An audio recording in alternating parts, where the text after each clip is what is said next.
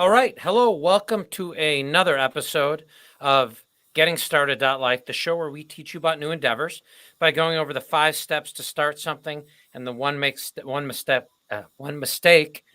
to avoid, like me trying to talk. Today's show is brought to you by Red Leg Funding and Keystone Mediation. So, great guest today. We've got Andrew Dorazio, who I've actually known for a long time through the West Point Society. But we're having him on, he's a realtor, you've kind of done the corporate thing, but we're talking today about how to get published, basically, right? How to write a book. And I know you and I talked a little bit about it, but tell us a little bit about your background and what made you want to write children's books. Sure. So yeah, it's a kind of a complicated story, but it all started with my wife getting pregnant and me realizing that there wasn't too many children's books around business and that led me to this kind of a little bit of a crazy, wild idea to write my own when there was a lack of one in the marketplace. Right. So I guess to back it all up, always been interested in business and real estate and did the Army for a while, corporate America for a while, and now finally an entrepreneur in the real estate space. And a couple years back, my wife was pregnant, and I wanted to do something cool for my daughter, and that's where Baby's First Business Book was born, and kind of just ran with the idea. And now there's 2 children's books: Baby's First Business Book and Baby's First Real Estate Book. So, is there going to be Baby's First Bankruptcy? That's we could co-collaborate on that one together. There you go. Believe me, I see enough of that in my lending business. So before we go into the steps, like what in your background, like how did you bring that? How did you bring it down to a kid's level? Yeah. So the idea generation of each of the pages of the book kind of started at a silly dinner brainstorming session with a group of my business partners. And normally these guys hate my ideas. And I brought this up and they were like, this is kind of actually a little bit brilliant. Right. So we started to go through each letter of the alphabet. We knew we wanted to be an ABC book about business. Yeah. So we started to go through each letter of the alphabet, and I was literally typing on the notes section of my phone and thinking, okay, what are some of the right words and phrases here that would dull down business to a kid level, but also things that we could bring in that were fun or encouraging or exciting, and that ended up morphing into the goal of the book. Okay, let's make this something inspirational for my daughter. So not just boring business terms, but there's a couple things in there around, honesty, right? Like, doing business the right way. And so that's kind of how this morphed into a full book. So,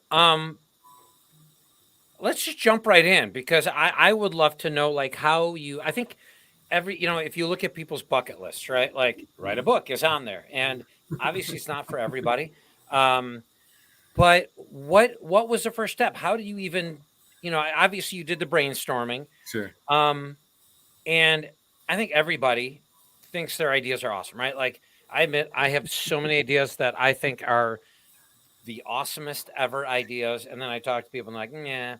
I can attest to Doug having lots of ideas that he thinks are awesome. You know what? And this is going to date me, but I always kind of feel sometimes like, Night Shift. You ever see that movie Night Shift? The guy, it was Michael Keaton back then, way back then. And he carried the tape recorder around. So that tells you how old it was. But he said he's got ideas coming at him all day long, and he's got to record them. So, like, I totally feel for that. But, like, with a book, like, that's a lot of time to put in if you don't think it's going to fly. So what was the first step in bringing it to that next level, aside from the friends and family kind of thing? Yeah. Before you jump in, though, had you written any books prior? Okay. No, nothing. Yeah, this was the first go at it. So everything was kind of new, and I think that might have helped me a little bit, perhaps. But I will tell you this: I guess my first real step was just mentally telling myself that, like, okay, this idea may be good, but writing a children's book is not going to make you a millionaire, and just level setting on the concept of this is something cool I'm doing for my daughter and my family, and at worst, right, and at best, maybe a few other people will like it, right? So I think that was the just getting that through my head was the first key step in this process. But aside from the brainstorming and the friends and family sharing, I never had done this before, so I went out to the people that I know who had done it before, and I asked for help. And I think that's usually my first go-to step, is find someone that's done this already and see if I could eliminate any pain points in the process of getting from A to B. And so I reached out to another West Point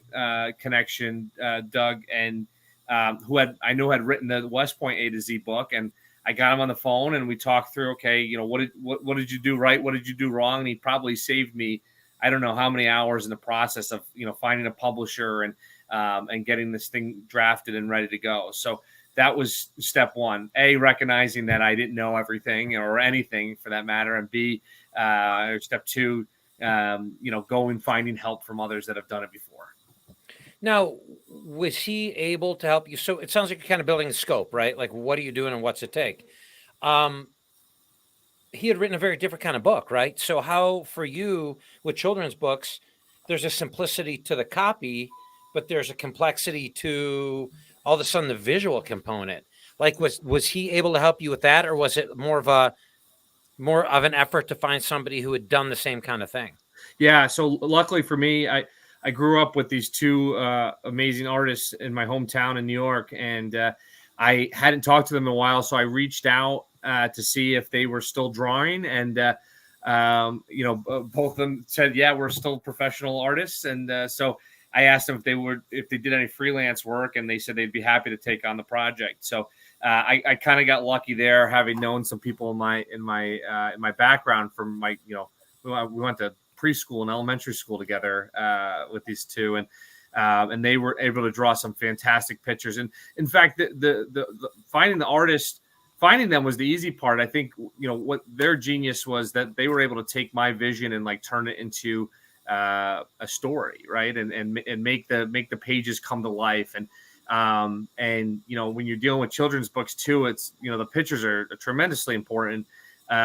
So, they had all kinds of ideas to add little things here and there to make it, more attractive to children, and little details, little butterflies flying around, the stones on the walkway, everything was perfectly laid out by these two. And it was very fortunate, but yeah, that was a lucky, I grew up in the right place, I guess, to find these two. So. Well, and you made the right friends. Yep. With the age appropriateness, right? Like, the other challenge, I think, with writing something for kids had to have been, I'm terrible with little kids, right? Like, even with mine, I was terrible. I'm a better teenage dad than baby dad. But figuring out that age appropriateness and what they could capture, was there some focus groups? Like, how did you figure out whether the content you were creating was going to resonate with the audience?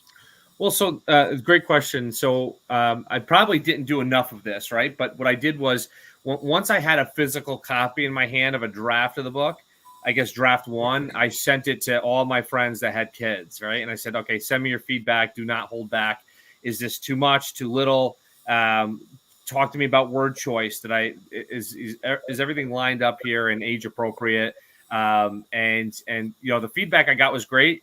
Over the course of having this out in the marketplace, I've gotten additional feedback since then, right? So with people that liked or didn't like certain things in the book, and so in the second book, I was able to kind of incorporate that broader feedback. But yeah, it was mostly just testing the water with people that I knew that had children. So you had to take out the section on credit default swaps, yes. right? It was a little too complex for them. So. Now, this is kind of off the subject of the steps, but is this something that you see you growing into sort of a financial education ecosystem for kids?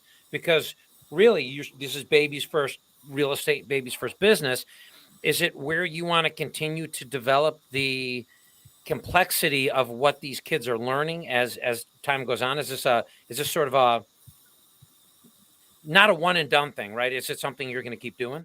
Yeah. So Fantastic question. I think the answer is yes. I've been saying this for years that there is not enough financial literacy in our education system, at all levels of our education system. So starting from the beginning, I took an econ class in high school, and it just barely brushed the surface of like how business works. And so I want part of this was I wanted to help encourage my children to think about things a little bit differently and think about money and business and have it be okay to talk about in the household, because I think it all starts there. And I also really want to encourage more people, and encourage more education in this space from an early age in school. So there is a thought around what's next after this, and I'm toying with some ideas around book number 3 and book number 4. I really like the thought of maybe doing something around more blue collar jobs for a children's book, and talking about the different work fields that are out there that maybe more in the lines of carpentry and in construction, and encouraging kids that there's great opportunities out there in those spaces. So anyway, yes, I think there's this to me is going to be part of a longer series of things over time, and I really just hope to help inspire my children to maybe one day become an entrepreneur, or at least have the courage to. So as a financial planner, I would love to see something along the lines of babies, first investments, because I think people hear the word investments and just shut down, get intimidated, or don't know even how to begin thinking about it. And to set those parameters young would be great. For sure. Oh yeah, I've had that conversation. My daughter, right? She's at the Coast Guard Academy. They get paid to go to school, and I'm like, put $100 away a month. Just put it away, and they don't. They just don't get it the same way. So no, it's important. So now going back, so the first step, was it conceptualizing it, or was it the research? Yeah, so I think it, looking back at the steps, it's likely obviously the idea first, right, and then kind of turning that idea into something tangible in front of me. So just creating that initial list and getting those creative thoughts flowing, and just getting it out on paper.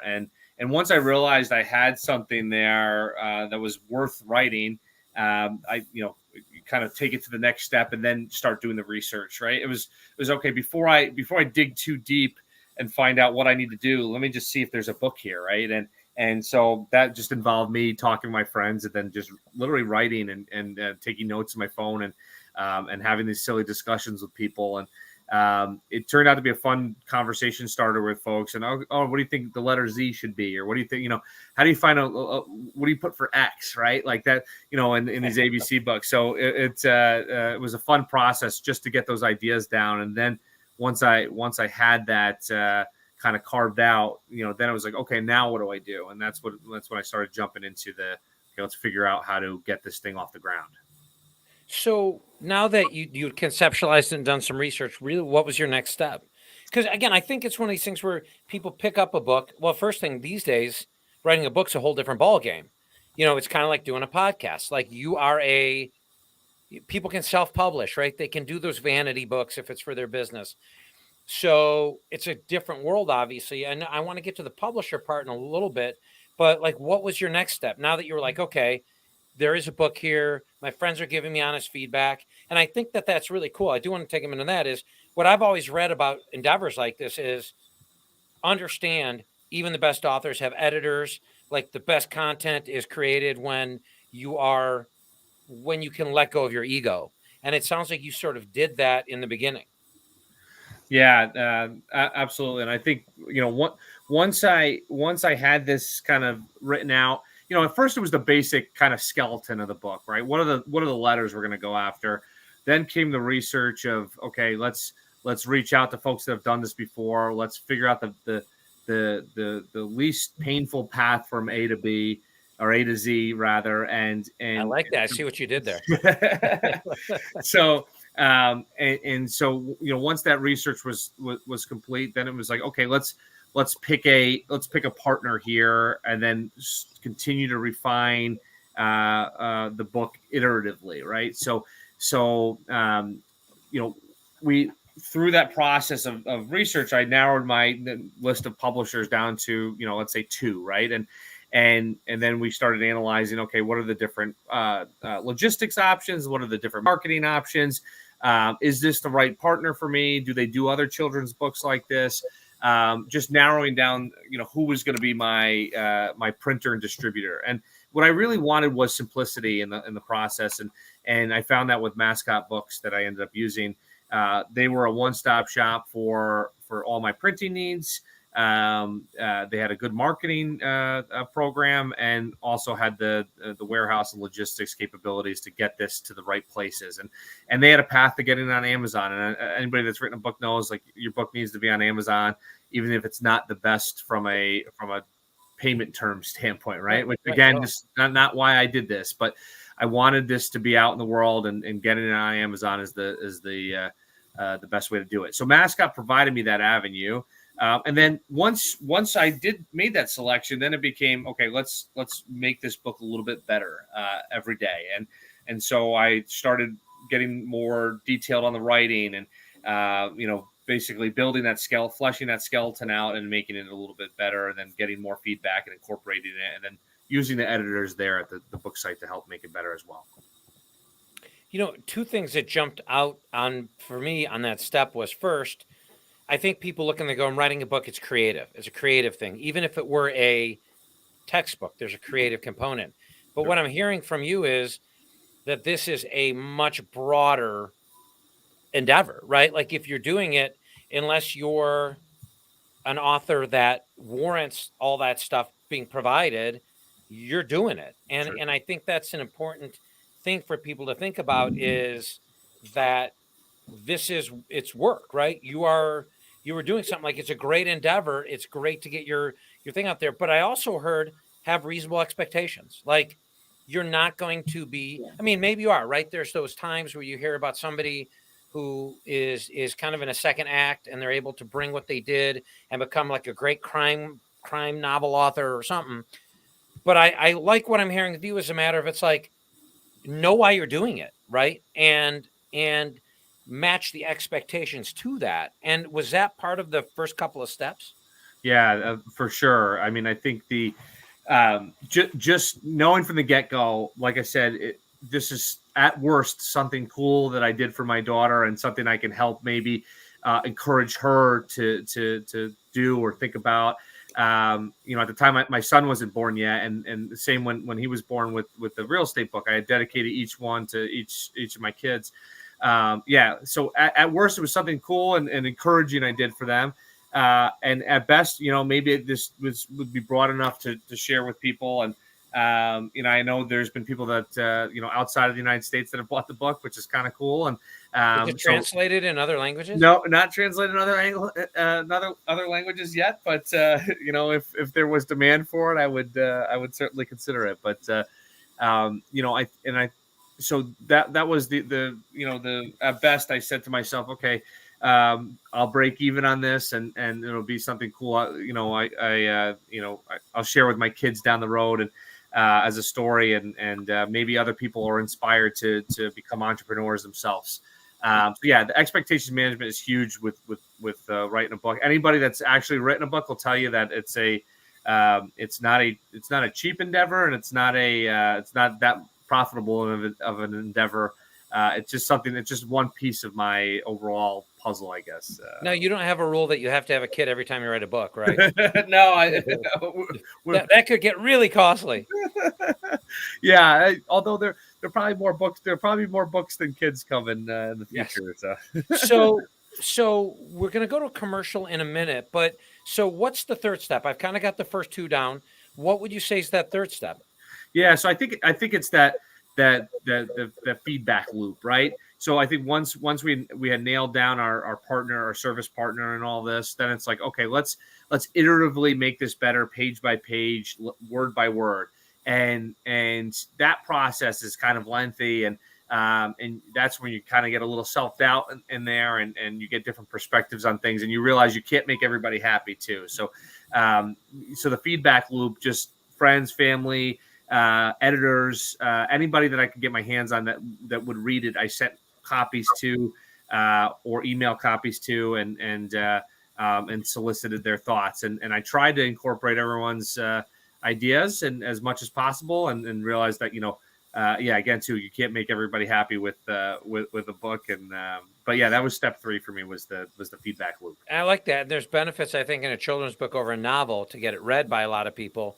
But when you were picking those, that center of influence kind of thing to look at, or those valued people, did you do it deliberately? Was it like, okay, I'm going to really pick people who have an experience that can help me out, or was it more people you could trust? What was that process like? Yeah, so at first it was the people that had children, right? That was my first sample set, and then as this got more real and started to expand, I started to send it to like people in my business world too, right? Like, hey, look, you might not have kids, but if you could take a look at this and see what you think, and does the word choice in here make sense? And and even in my second book, I had it was more definitions of each of the terms, and so I wanted to make sure that everything that was written in there made sense. So I broadened out a little bit on who I had solicited feedback from kids with or parents with kids to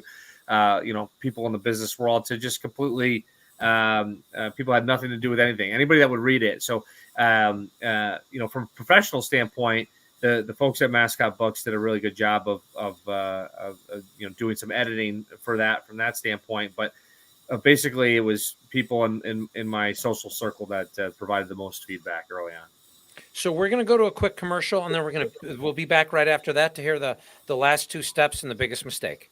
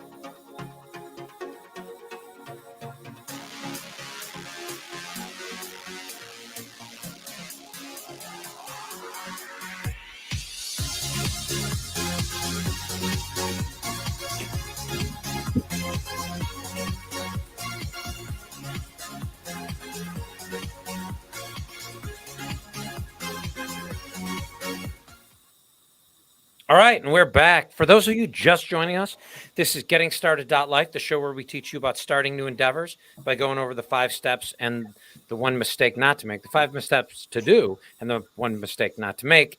Our guest today is Andrew Dorazio. We're going to talk a little bit more about him and the books that he wrote. First, a reminder, today's show is brought to you by Red Leg Funding and Keystone Mediation. So, Andrew, author of Baby's First Business Book and Baby's First Real Estate Book.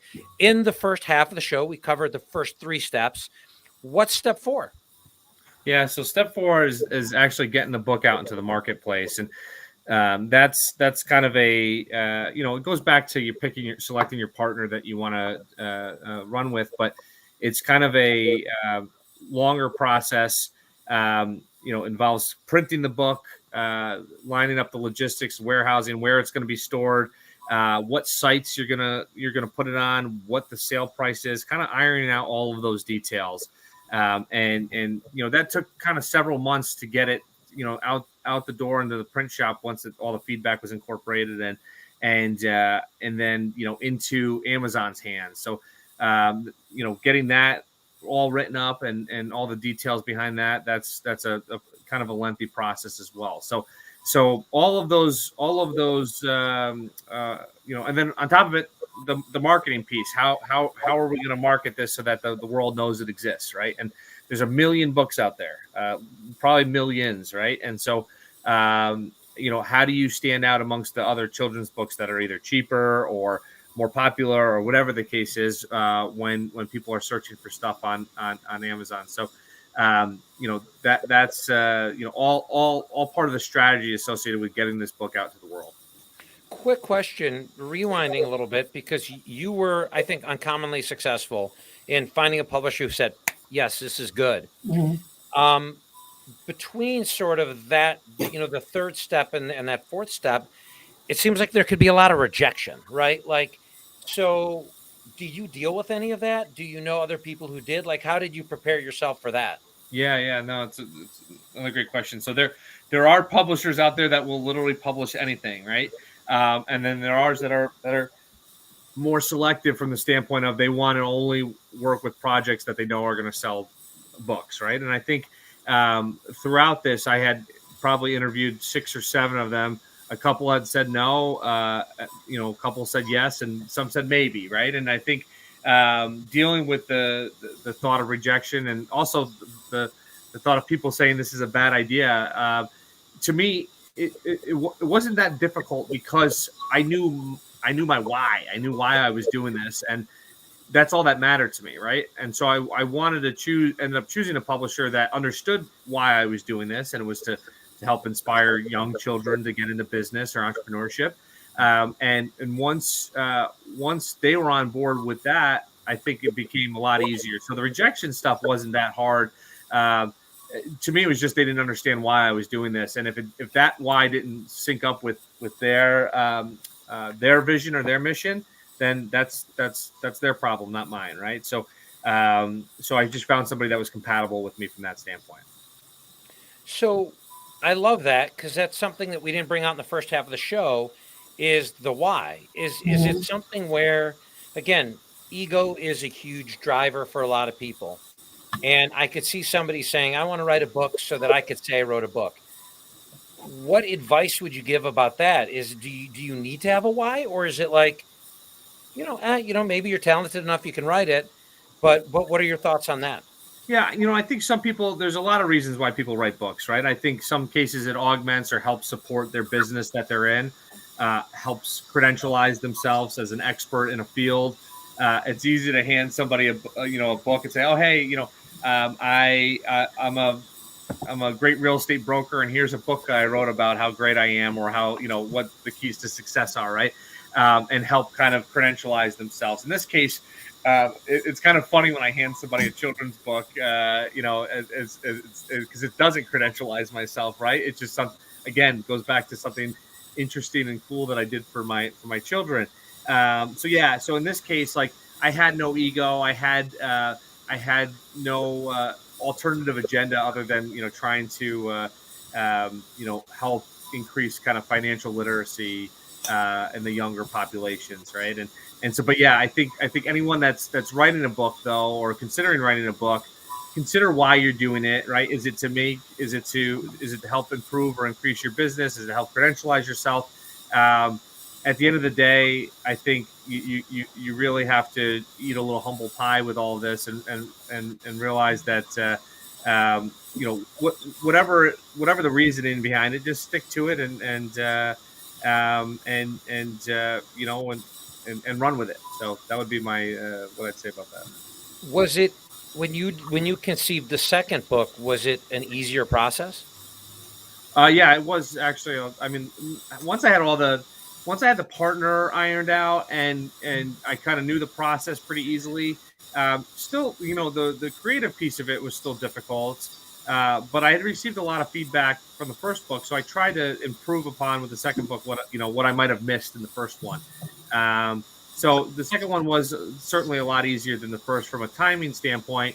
COVID didn't help with some of the backups and printing, and so there was other challenges associated with getting this out into the marketplace. It took longer than I wanted to. Christmas obviously is the big book buying season, right? So for children's books. So the goal was to get it on Amazon by December 1st, and we missed that mark by 4 months as we just went live on March 1st. So, there was, I was a holdup in some of the earlier parts of it, but, logistically, there was a lot of challenges this year. So, I'm hoping next year we could kind of, have a bigger, stronger campaign leading up to the holiday season. But yeah, second book was a lot easier than the first. Do you and we'll get to the last one. Are you at all partnered with curriculums where people teach financial literacy to kids? Not yet, but I would not be opposed to that whatsoever. In fact, I've been saying this for years that I like my goal. I go back and talk to my entrepreneur club in my high school in New York. I've done that the last 2 years in a row, and like that's something that I really gets me excited. So I would love to be able to, not that I'm qualified or smart enough necessarily to influence curriculum, but I'd love to be involved or at least do something to help drive that forward. So you've got the book; it's out there. That was step 4, is figuring out kind of that whole piece. Actually, before we go to the last step, digital, like yours, obviously kids' books are, it's a little bit harder to do the digital thing because, kids want to hold it and throw up on it and do all the things that babies do. Do you do it digitally, or do you is it all hard copy? So yeah, I did a digital option as well on there that you could buy on Amazon, and I honestly didn't know if it was going to have if there was going to be one person that bought it digitally or 1,000, and what I found is that the cost of it's not that expensive to put it out digitally, so you don't need that many buyers to make it worth it, and you don't have to keep printing it. So I like the digital concept, but yeah, you are correct that children's books are not made are not designed to be for digital use necessarily. So there's not a ton of demand for it. When you were marketing, how did you pick the physical locations that you marketed in? Yeah, so of course I did what I could locally in Chicago, right? So that was like my first step, and that's what they encourage too, right? Like they want your publisher wants you to get into the spot, more of the spotlight in the areas around you. That took a lot for me at first, and that's kind of going into step 5 a little bit, but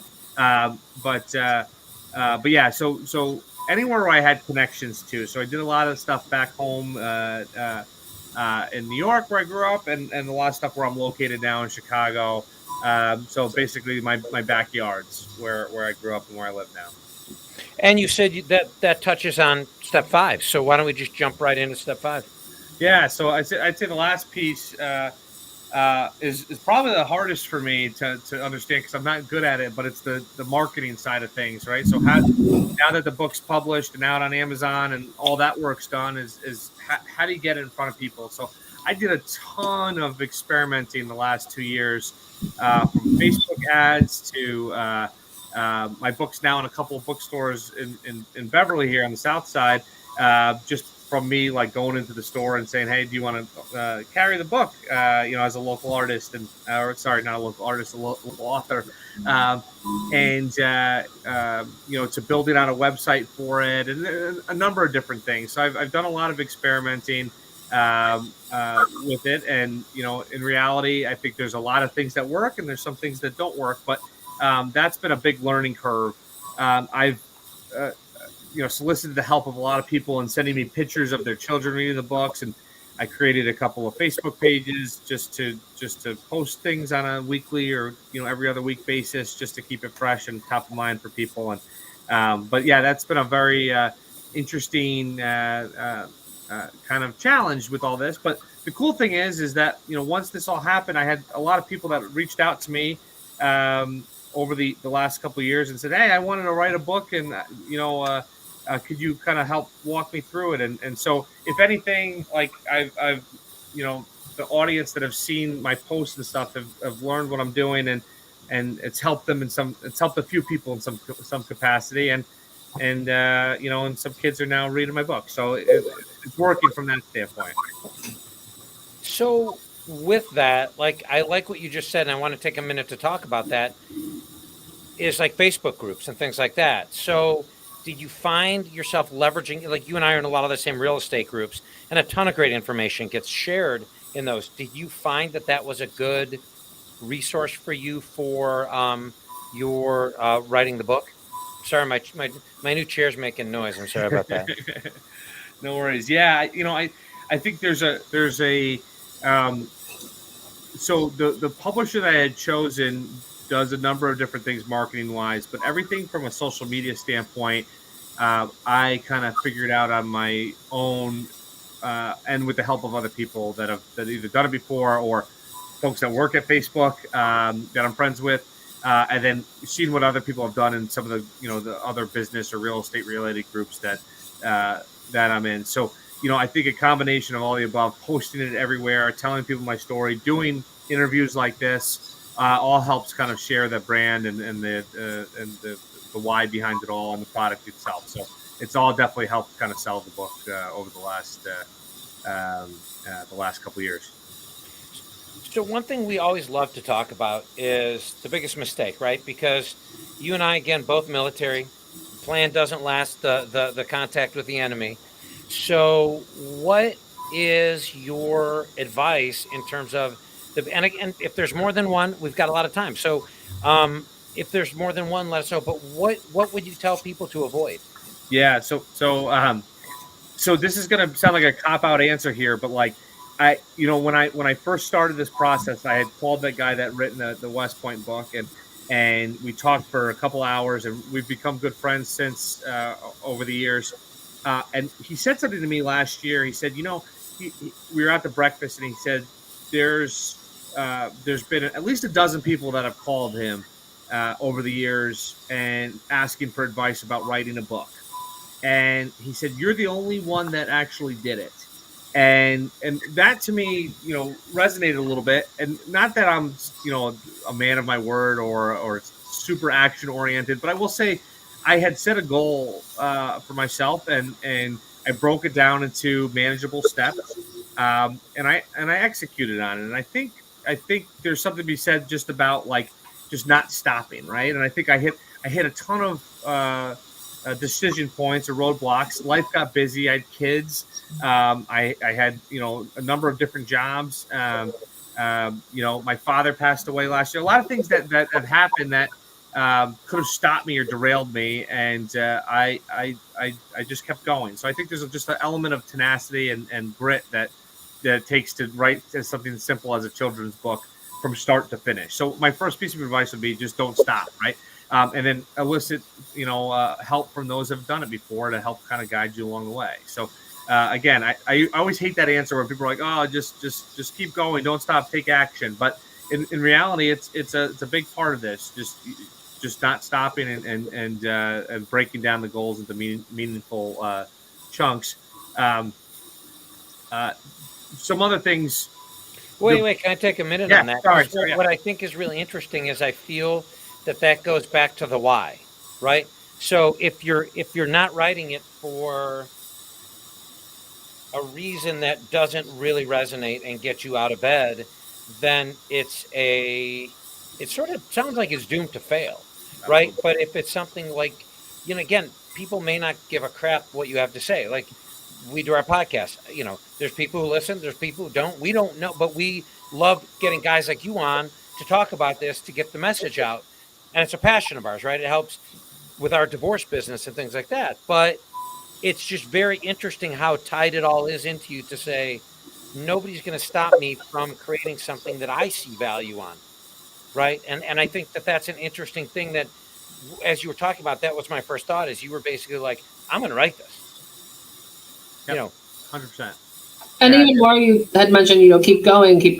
You got started. I think that's what a lot of people will have ideas, around in their head. Doug has a million, but actually just getting started. That first session where you're putting information in your phone and getting anything down on paper or digitally, getting started is half the battle too. And to be honest, it could have ended there too, right? Like there's so many ideas that like people get excited about for a few minutes and write down, and then the next day they wake up and it's gone, and so I think even going past that first ideation session, right? Like I think once I made it out of there and said, okay, I'm going to do this, mentally it was already done in my head and I had already envisioned it, right? So so yeah, just getting started is usually the taking that first leap and taking that action, and then a couple other pieces too to hit on, right? A couple roadblocks just to get more tactical on this is a lot of people look at, okay, what's the dollar per book price, right? Like when they're analyzing which publisher to choose from. And I will tell you that it's not always about the cost of each book. There's a lot more that goes into it in choosing a partner and choosing a strategy. And I will implore people that are going to write a book to make sure that they analyze all the options that are in front of them, and talk to different publishers and understand kind of what the scope of what that company's providing. Because some people say, okay, we can make this book for $3 a book, and you say, okay, that sounds like more profit for me, but there might be additional fees, storage fees, transportation fees, whatever the case is, different marketing packages. So just understanding the full cost of writing the book. Just so exactly, like, we all get in the business to make money or to not lose money, rather, right? And I think, right. And like I said too, this was more of a passion project and something cool I did for my kids. But you can't do this for too long if every book is losing you money, right? So I will say, just be careful of that as people are going through this to make sure you understand all of the costs and all the annual ongoing costs associated with doing something like this. Now, we didn't talk much about a plan, and before we close out, did you have a plan that you had self accountability? Like, had you already committed to a publisher where they're like, okay, you have to hit these, whenever you see the movies, right? Oh, I got an advance, I got to go to the publisher. Was it like something where you were like, okay, I'm committing to myself to get this done? Because to me, it seems like the kind of thing, again, where some of the things we've talked about are right in your face and the accountability is there. And there's informal accountability partners because there's other people involved. But this, it seems like I'll work on it tomorrow. I'm not feeling creative today. And then it could easily be a year later and you're like, whoa, shit, I didn't write that book. Yeah, I mean, this easily could have fizzled out 100 different times, right? And I think as I got a little bit farther along that path, it kind of held me constant to the path that I didn't really even know I was on. At the start of this, for book 2, I knew A to Z exactly what I needed to do. Right, book 1 though was like I was taking zigzags all over the place and going through the jungle and hacking stuff with a machete. Right, so I think every little puzzle piece that I was putting together along that path led me to keep going on the next one. And I was traveling for work too at the time, and so sometimes at night I would put some more pen to paper on stuff. And but once I really honed in on a partner or a publisher on it, they had a team dedicated to helping me kind of progress each next milestone, right? So, okay. But I think before that, when you're writing this thing, yeah, you have to 100% be dedicated. And it doesn't mean every night I'm going to write a little bit, but this case, I had 26 letters in the alphabet, and so it broke down the book pretty easily for me. It's different when you're writing chapters and you don't necessarily know how the structure of it is going to look and feel and the skeleton of it. But this, I said, I got 27 or 26 unique letters, and I know maybe I could spend a week on each one of them, and that's half a year right there, right? So that kind of laid it out for me pretty easily. What's interesting that just came out, though, with what you said, to what I heard is, yes, the children's book was simpler, right? 26 letters. But the more complex you get, the more deliberate and purposeful, right? So, like, if you're like, this is a great story to tell, or if it's nonfiction or whatever, it seems like you really got to know, you really got to have that to be able to see that, what success looks like and what that looks like when it comes together. Because I think probably people come out and they're like, oh, I'm going to just write a book, and it's very laissez-faire. So before we run out of time, obviously, baby's first business book and baby's first real estate book available on Amazon. Website they could go to. What's the website for the books? Yeah, so if you go to Mascot's website, I believe it's just www.mascotbooks.com. Both are available there. Amazon, Books A Million, Barnes & Noble, People could reach out to me and I'll send you a Well, copy. that's what I was going to say, and I wanted to take a minute because you're not just writing about real estate and business because it's a good idea. You're a great real estate broker, and you do property management. So if you could talk a little bit about that, because I know anybody who writes kids books, like that's who I would hire for all my real estate needs.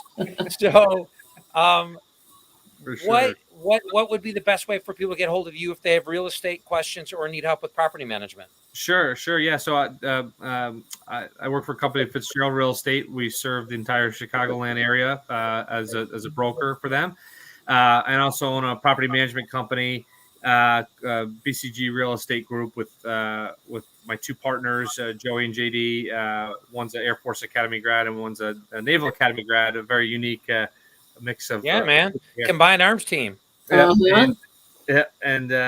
we manage a number of buildings, some that we own and some that are external clients to ours, and so we have a full suite of property management services for those in Chicago, and we also raise capital for deals in the area as well. So if there's people interested in investing money, they can come to us too and get involved in some of our projects. You do all that, and you had time to write 2 books. I feel like I'm slacking. For both those businesses, if they want to get hold of you, what's the best way to get hold of you? Yeah, so our website for the property management group is www.bcgrealestategroup.com, or anybody could email me at andrew.dorazio2007@gmail.com, or my business cell is 773-207-4787. Well, I want to really, really thank our guest today, Andrew Dorazio. Total Renaissance man. It's pretty impressive, all the stuff you've done. So thank you for joining us today, and really appreciate it. And I think I want to have you back to talk a little bit about some of the investment stuff that we talked about, or awesome. on the rental side, because that would be great. And you've been a fantastic guest. So thank you for your time. This has been Getting Started.Life, the show where we teach you about new things, typically the 5 steps to get started and the 1 mistake. If there's something you want to know about, let us know. We'll find the expert. We'll put together the show. If you're an expert or a self-professed expert, as I am on a lot of things, let us know, and we can put a show around that if it's something that we feel would work great with our listeners. So we record every 2 weeks. This show, again, was brought to you by Keystone Mediation and Red Leg Funding. Thanks so much. We'll see you in 2 weeks.